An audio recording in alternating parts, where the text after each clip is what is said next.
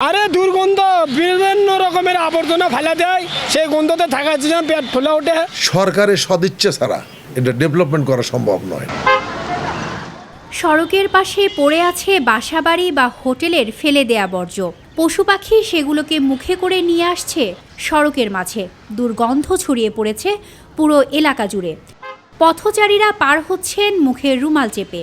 ধারণকৃত ফুটেজগুলো দেখে গা ঘিন ঘিন করলেও বগুড়া শহরের প্রধান সড়কগুলোর চিত্র এমনই। বিশেষ করে শহরের প্রবেশদ্বার র্যাব অফিসের সামনে Sherpur road, rail station, Seujgari কৃষি ফার্ম, এসপি ব্রিজ, শিববাটি শিল্পকলা একাডেমি সহ বিভিন্ন স্থানে সকাল থেকে সন্ধ্যা পর্যন্ত এভাবেই ময়লা পড়ে থাকতে দেখা যায়। দর্শক, এখন আমি দাঁড়িয়ে আছি বউবাজার সংলগ্ন এসপি ব্রিজে। এখানে আমার পাশেই দেখতে পাচ্ছেন একটি ময়লার স্তূপ। সকাল থেকে শুরু করে রাত পর্যন্ত এভাবেই এখানে ময়লা জমতে থাকে। বিভিন্ন পশু পাখি এভাবে রাস্তার আশেপাশে ছড়িয়ে ছিটাতে থাকে ময়লা আবর্জনা। এ নিয়ে বেশ বিরক্ত বগুড়াবাসী। শুধু তাই নয়, এর আশেপাশেই রয়েছে কলেজ এবং স্কুল। বিশেষ করে শিক্ষার্থীরা বেশ ভোগান্তি পোয়াচ্ছেন। ডাম্পিং স্টেশনে নেওয়ার আগে ট্রান্সফার স্টেশন হিসেবে ব্যবহার হচ্ছে এসব স্থান। তাই অপরিকল্পিতভাবে ময়লা ফেলার কারণে অতিষ্ঠ বগুড়াবাসী। আরে দুর্গন্ধ, বিভিন্ন রকমের আবর্জনা ফেলা দেয়, সেই গন্ধতে থাকার জন্য পেট ফুলে ওঠে। আমরা আর থাকাবেন তাড়াতাড়ি সরানোর ব্যবস্থা করে দেন। পৌরসভা যেটা রেখে গেছে এটা খুব অন্যায় করছে, আর বগুড়াবাসীর জন্য এটা খুব দুঃখজনক। শুধু তাই নয়, শহরের সপ্তপদী ও হকার্স মার্কেটের সামনে দেখা যায় ময়লার স্তূপ। দোকানীদের দাবি, মার্কেট কর্তৃপক্ষ বারবার পৌরসভাকে নোটিশ দিলেও হয়নি কোনো সমাধান। অনেক অসুবিধা হয় এবং মার্কেট কর্তৃপক্ষ অনেকবার পৌরসভাকে জানাচ্ছে যে এগুলো তাড়াতাড়ি সকালবেলা নিয়ে যাওয়ার জন্য, মার্কেট খোলার আগে যেন নিয়ে যায়। তারা গাড়ি আসতে আসতে একবার সন্ধ্যের টাইমে আসে, আর সে ওই ময়লাগুলো নিয়ে যায় সন্ধ্যের টাইমে। তামান দিন আমাদের গন্ধ মনে করি অতিরিক্ত গন্ধ আসে, দোকানের দাঁড়িয়ে থাকা জানে এটি। এমনকি ফুটপাত দখল করে গড়ে ওঠা ফলের দোকানিরাও লিচু, কমলা ও ডাবের খোসা ফেলছে শহরের প্রাণকেন্দ্র সাতমাথার সড়কে, যেন দেখার বা বলার কেউ নেই। স্টেশন এলাকার সড়কের দুই ধারের অবস্থা আরও বেগতিক।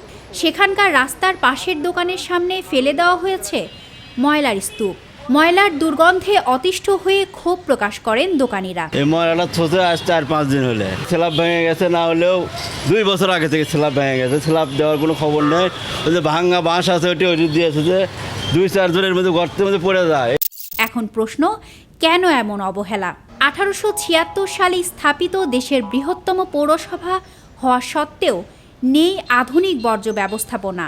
এমনকি অন্যান্য উপজেলায় ড্রেনের বর্জ্য পরিষ্কারের জন্য উন্নত মানের ভ্যাকুয়াম ক্লিনার থাকলেও বগুড়া পৌরসভায় তা নেই। 150 বছরের প্রাচীন এই পৌরসভায় বর্জ্য পরিষ্কারের বেশিরভাগ যন্ত্রপাতি ভাড়ায় নেওয়া। 42 লাখের বেশি জনসংখ্যার এই পৌরসভায় নেই নিজস্ব কোনো ডাম্পিং স্টেশন। এমনকি শত শত টন ময়লা ফেলার জন্য নেই সেকেন্ডারি স্টেশন করার মতো জায়গা। 2022 সালে পৌর মেয়র দৈনিক করতোয়া অনলাইনে প্রকাশিত একটি রিপোর্টে জানিয়েছিলেন, অর্থের সংকটের কারণে উন্নয়ন কাজ ব্যাহত হচ্ছে। তবে এ সরকারের কাছে রিকুইজিশনের জন্য জমি বরাদ্দ চাইবেন ও বগুড়াবাসীকে পরিচ্ছন্ন শহর উপহার দিবেন। ডাম্পিং স্টেশন নেই, আমাদের গাড়ি নেই, আমাদের অর্থ বিভিন্নভাবে আমরা খুব সংকটের মধ্যে আছি। আমরা সরকারের কাছে আমরা রিকুইজিশনের জন্য আমরা জমি বরাদ্দ চেয়েছি। তারপরে আমরা অর্থর জন্য আমরা আবেদন করেছি, বগুড়াকে একটি বিশেষ শ্রেণীর পুরস্কার মর্যাদা দাও, এটা আমরা সরকারকে আবেদন করেছি। কিন্তু বর্তমান পরিস্থিতি পর্যালোচনা সাপেক্ষে এর বেশিরভাগই এখন পর্যন্ত বাস্তবায়িত হয়নি। এমনকি বর্জ্য থেকে সার উৎপাদন সহ বিভিন্ন প্রকল্পের কথা থাকলেও তা এখন পর্যন্ত দৃশ্যমান হয়নি। তাহলে প্রশ্ন, আসলে ব্যর্থতা কোথায় এবং কেন? রাজশাহী সিটি কর্পোরেশনের জন্য 3 থেকে 6 হাজার কোটি টাকা বার্ষিক উন্নয়ন বরাদ্দ থাকলেও বগুড়া পৌরসভার এডিবি বরাদ্দ মাত্র 75 লক্ষ টাকা এবং বগুড়া পৌরসভার 1 মাসের কর্মচারী বেতন সহ অন্যান্য খরচ হয় 1 কোটি 25 থেকে 40 লক্ষ টাকা। তাই সরকারের সদিচ্ছা ছাড়া এ উন্নয়ন সম্ভব নয় বলে জানান পৌর মেয়র। সেই সাথে বর্জ্য থেকে সার উৎপাদনের একটি প্রকল্প শুরু হচ্ছে বলে তিনি আবারও প্রতিশ্রুতি দেন। উন্নত করতে হলে সরকারের ব্যাপক সহযোগিতা প্রয়োজন। আমরা যেটা মনে করি যে সরকারের সদিচ্ছা ছাড়া কোনো পৌরসভা বলেন, সিটি কর্পোরেশন বলেন, এটা ডেভেলপমেন্ট করা সম্ভব নয়। আমরা যে ট্যাক্স, আমরা জনগণ যে ট্যাক্স পে করে আমাদের, সেই ট্যাক্সের টাকা দিয়ে কোনো দিন আপনার পৌরসভা কিংবা সিটি কর্পোরেশন এই ব্যাপক ডেভেলপমেন্ট করা যায় না। কারিগরি সহায়তা প্রয়োজন, বর্জ্য ব্যবস্থার জন্য লজিস্টিক সাপোর্ট প্রয়োজন, বর্জ্য ব্যবস্থাপনার জন্য এখানে বিভিন্ন প্ল্যান্টের জন্য জমি প্রয়োজন, যেটি আমাদের এখন নেই। ইতিমধ্যে আমাদের একটি প্রজেক্ট আমরা আশা করি পাবো, সেটি হলো আমাদের এই আপনার 200 কোটি টাকার একটা প্রজেক্ট, যেটি আমাদের জনস্বাস্থ্য প্রকৌশল অধিদপ্তর অধীনে সলিড ওয়েস্ট ট্রিটমেন্ট প্ল্যান্ট।